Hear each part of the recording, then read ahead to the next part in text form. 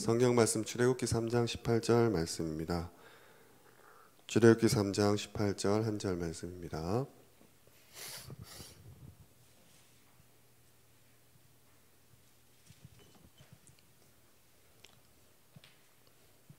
제가 가진 성경 구약 성경 85면에 있습니다.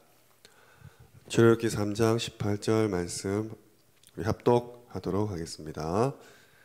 그들이 네 말을 들으리니 너는 그들의 장로들과 함께 애굽 왕에게 이르기를 히브리 사람의 하나님 여호와께서 우리에게 임하셨은즉 우리가 우리 하나님 여호와께 제사를 드리려 하오니 사흘 길쯤 광야로 가도록 허락하소서 하라. 아멘. 오늘 말씀 제목은 시급한 이스라엘 치유입니다. 시급한 이스라엘 치유입니다. 기도는 두 가지가 있습니다. 먼저 우리가 찾아가는 기도. 성경에 나와 있죠. 하나님께서 너는 내게 부르짖으라. 그리고 또 구하라, 찾으라, 두드리라. 이런 구절들이 있습니다. 또 너는 내게 여호와를 바라봐라. 하나님만 바라봐라. 우리가 찾아가는 기도죠. 또 한 가지는 하나님께서 직접 가지고 오는 응답이 있습니다. 우리가 구하지 않았는데 하나님이 직접 찾아오시는 기도, 큰 응답이죠. 어떤 사람에게 가지고 오느냐? 복음 운동하는 사람에게, 세계 복음화의 일을 감당하는 사람에게 가지고 올 것입니다. 올해 우리는 5천 종족이라는 그런 미션을 받았습니다. 237에 이어서 5천 종족을 올해 마음에 품으셔야 됩니다. 물론 여기에 대한 팀들이 구성되어 있지만 이 사람들만 하는 것이 아니라 우리의 전체 기도를 모으는 것이죠. 첫 번째 모은 팀이 있습니다. 5천 종족을 향한 국내 팀들. 다시 말해서 외국인 근로자로 우리나라에 왔다 갔다 하는 사람이 120만 명이나 된다고 합니다. 어마어마한 숫자죠. 또 우리나라에 대학교에 와서 공부하는 사람도 15만 명이나 있습니다. 그리고 특별히 TCK. TCK도 두 종류가 있다고 합니다. 여기에서 태어났는데 방치되어 있는 거죠. 관리가 전혀 안 된 그런 경우도 있고, 또 부모가 올 때 데리고 온 경우도 있다고 합니다. 처음에 결혼하기 전에는 아이가 없다고 했다가 결혼하고 나서 아이가 있는데 데려오면 안 되냐. 근데 문제는 이런 아이들이 이 한국 법상에 학교를 다닐 수가 없는 그런 상태에 있다는 것입니다. 이런 아이들이 1만 5천 명이나 길에서 방황하고 있는 실정입니다. 이런 사람들이 5천 종족과 관계에 있는 것입니다. 주로 강대국보다는 약소국가랑 관련이 있는 것이죠. 절대 놓쳐서는 안 됩니다. 우리나라에 와 있는 이런 분들을 전부 다 신자로 만들 수는 없을 겁니다. 하지만 이 사람들이 5천 종족의 문이 된다는 것이죠. 이 사람들이 굉장한 문이요, 또 길이 되고 제자를 찾는 그런 방법입니다. 두 번째로는 해외에 있는, 다시 말해 강대국에 있는 다민족들입니다.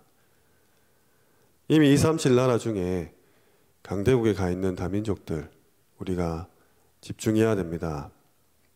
왜냐?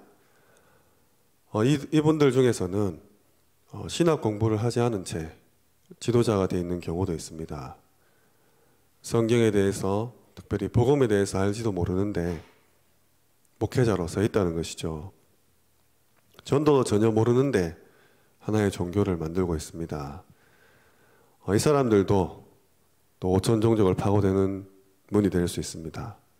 그래서 문이 안 좋아도, 문이 낡았어도 그 문은 그냥 열고 들어가면 되니까 이 사람들이 전 세계에 흩어져 있다는 사실을 우리가 오래 마음에 담으시는 겁니다. 그리고 특별히 마지막으로 5천 종족에 있는 그 현지인들입니다. 가장 영향력을 행사할 수 있는 것이죠. 우리가 직접 만날 수도 없고 그렇다고 5천 종족에 다 흩어져서 거기서 살 수도 없습니다. 그래서 답은 앞에 이 두 사람들을 통해서 현지에 있는 제자를 찾아내는 것입니다. 거기 현지의 한 명은 우리가 여기서 영향력을 미치는 몇백 배의 힘을 낼 것입니다. 조금 더 좋은 것은 그 현지의 목회자분들이죠. 이 사람들을 시급하게 훈련시켜야 됩니다. 그리고 제자들입니다. 5천 종족에 흩어져 있는 제자들을 우리가 직간접적으로 훈련을 시키는 것이죠.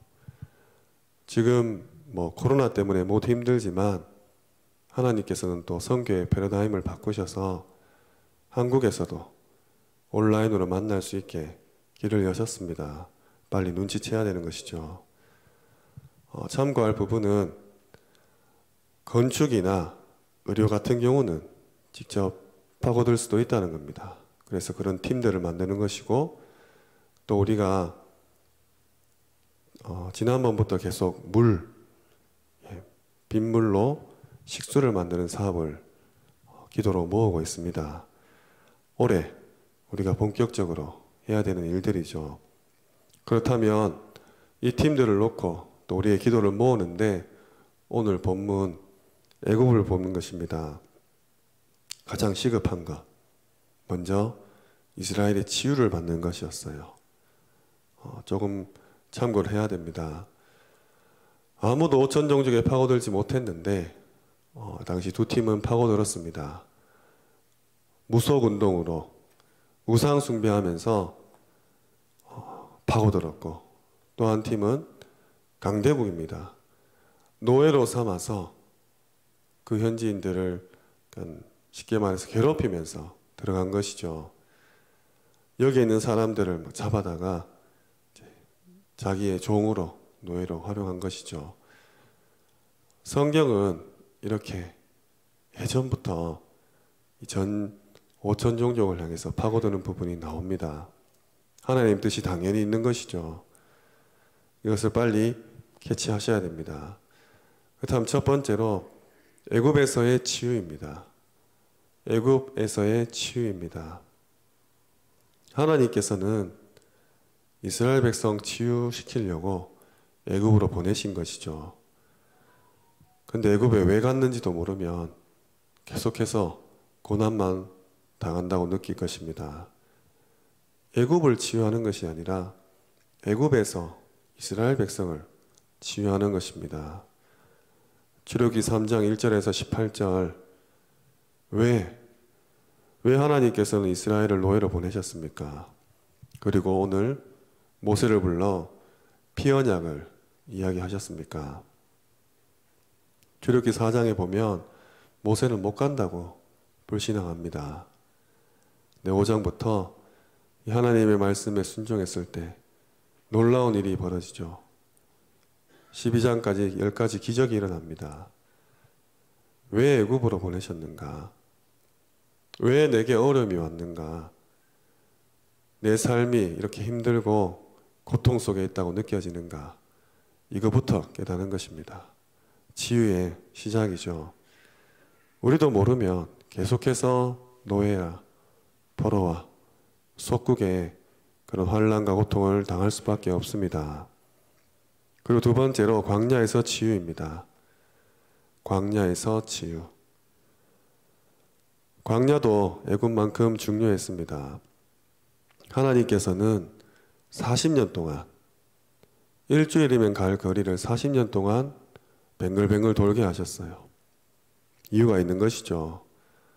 많은 것이 있지만 400년 이상 애굽의 노예로 살았던 그 노예 근성 치유받아야 됩니다.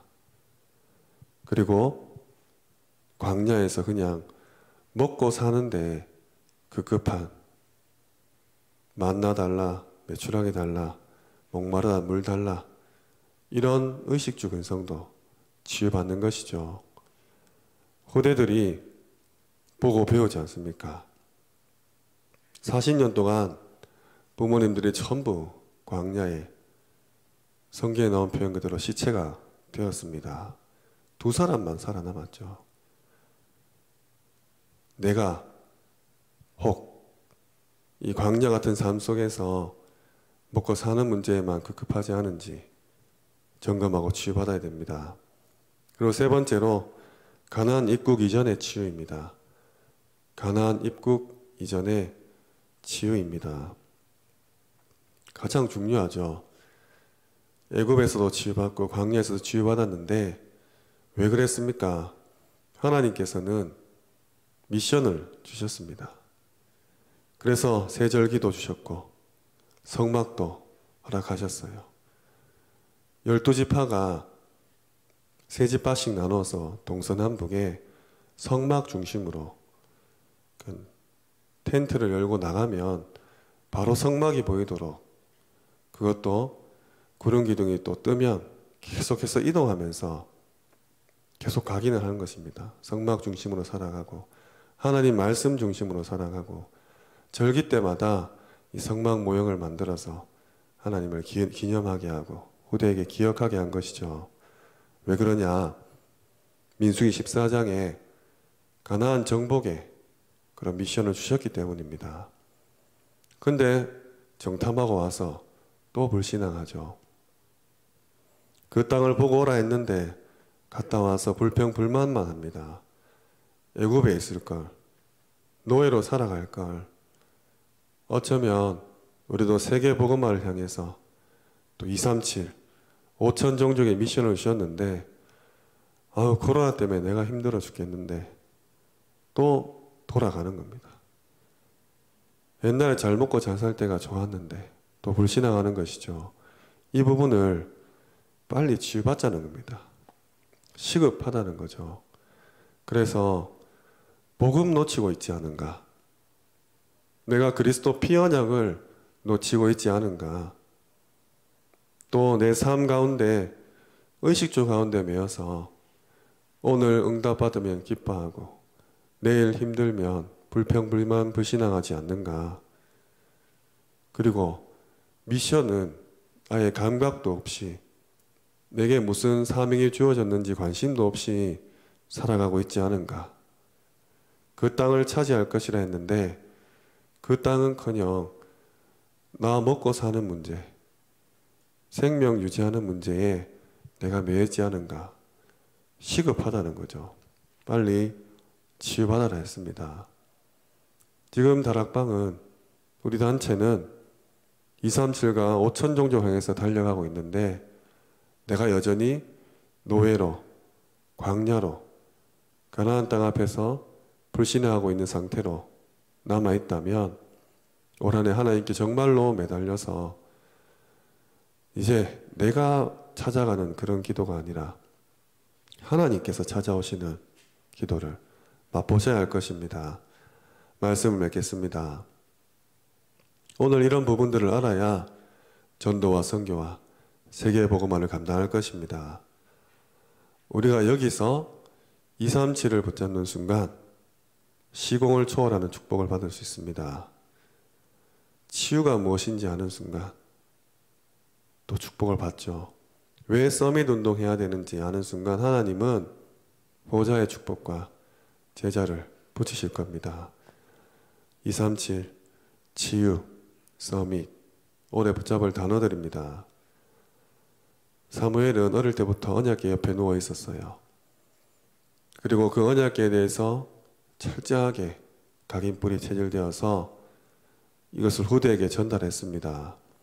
그게 다윗이죠. 다윗에게 어릴 때부터 이 부분이 전달되니까 다윗은 평생 이것 하나 붙잡고 기도했습니다. 나의 일평생을 모은 그런 기도, 그런 성전 건축이죠. 왜? 지금은 이것이 영적 싸움입니다. 어느 나라 어느 곳에 하나님의 전을 지을까? 영적 전쟁이죠. 237은 이방인의 뜰입니다. 치유는 기도의 뜰이죠. 그리고 아이들의 뜰, 렘넌트의 뜰이 있습니다. 이스라엘이 이것을 놓쳤을 때 하나님은 성전을 없애버렸어요. 필요가 없다는 것이죠. 예수님도 그렇지 않습니까? 다 쫓아내고 만민이 기도하는 집이라고. 그렇다면 오늘 다윗에게 전달되었던 언약처럼 하나님께서 몰고 오시는 어마어마한 응답을 놓고 우리가 237과 치유와 서밋을 놓고 깨달아야 되는 부분입니다. 정말로 이제는 제대로 시작하는 것이죠. 전도운동은 큰 언약 속에 있습니다. 근데 그러면서도 작은 오늘 속에 있습니다. 내게 이게 방해되는 게 있다면, 걸림돌 되는 게 있다면, 고질적으로 발목을 붙잡고 있는 부분이 있다면 시급히 치유받으시고 오늘부터 237을 향해서 5천 종족을 향해서 하나님이 가지고 오는 응답 누리시기 바랍니다. 그래서 그 땅을 차지할 것이라 이 약속 붙잡고 오늘도 승리하시기를 주님의 이름으로 축원합니다. 기도드리겠습니다. 올해 기도 제목 너희가 그 땅을 차지할 것이라 약속 붙잡고 후대운동을 본격적으로 하는 교회, 시대를 치유하는 교회, 237 나라 선교하는 교회에 주역될 수 있도록 기도하시기 바랍니다. 담임 목사님과 원로 목사님의 사역과 오력을 두고 기도해 주시고 우리 부교역자분들 연권 가지고 5가지 기초의 모델 될 수 있도록 기도해 주시기 바랍니다. 장로님과 교회 내 모든 직분자분들이 미래를 본 중직자로서 복음 회복하고 전달할 절대 제자의 축복 누릴 수 있도록 전도 목회 일꾼 될 수 있도록 기도해 주시기 바랍니다. 각 선교지와 선교사님들 또 237 나라 차세대 다민족 TCK 놓고 기도해 주시기 바랍니다. 오늘부터 제10차 중남미 사역자 40일 집중훈련이 시작됩니다. 3월 1일까지 진행됩니다. 오늘 237 새가족 현장 사역자 훈련 있습니다. 또 추석 기간에 대경 다민족 집중훈련이 금요일, 토요일 계획되어 있습니다. 청년 리더 수련회가 토요일에 계획되어 있고 의료 및 법률 전문인 수련회도 토요일에 진행됩니다. 입대 전 렘넌트 인턴십은 다음 주 토요일에 진행됩니다. 이 모든 훈련들, 수련회들, 인턴십이 온라인으로 진행됩니다. 직접 모여서 드릴 수는 없지만 정말 시공을 초월하는 성령의 역사가 함께 할 수 있고 또 특별히 제자들이 일어날 수 있도록 기도해 주시기 바랍니다. 끝으로 교회 내 질고 가운데 어려움 당하시는 분들을 위해서 기도해 주시고 개인적인 기도 제목 가지고 각자 힘주시는 대로 기도하시다가 자유롭게 돌아가시기 바랍니다. 기도드리겠습니다.